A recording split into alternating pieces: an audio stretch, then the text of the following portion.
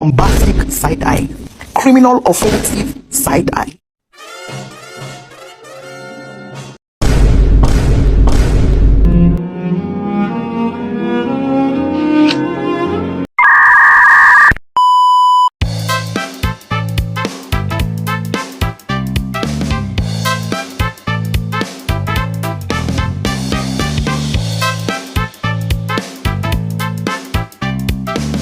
A few moments later. Halo teman-teman hukum. Jadi, saya akan menjelaskan tentang contoh kasus freeze travel nyata yang terjadi di Indonesia pada tahun 2017. Tapi sebelum itu, saya akan menjelaskan sedikit tentang pengertian hukum dagang.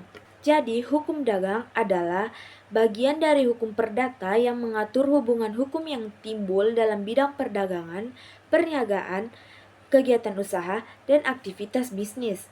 Hukum dagang mengatur segala perbuatan manusia yang berkaitan dengan kegiatan perusahaan, transaksi bisnis, jual beli barang dan jasa, perjanjian perdagangan, surat-surat berharga lalu lintas, pembayaran, hingga perlindungan konsumen dan pelaksanaan persiagaan usaha yang sehat. Intinya, hukum dagang mengatur bagaimana orang menjalankan aktivitas ekonomi agar tertib secara hukum dalam dunia bisnis. Kasus freeze travel ini jadi contoh nyatawan prestasi yang pernah terjadi besar di Indonesia.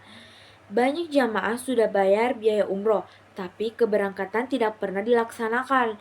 Perusahaan menjanjikan waktu berangkat, tapi realitanya dana tersebut dipakai untuk kebutuhan lain dan tidak sesuai perjanjian.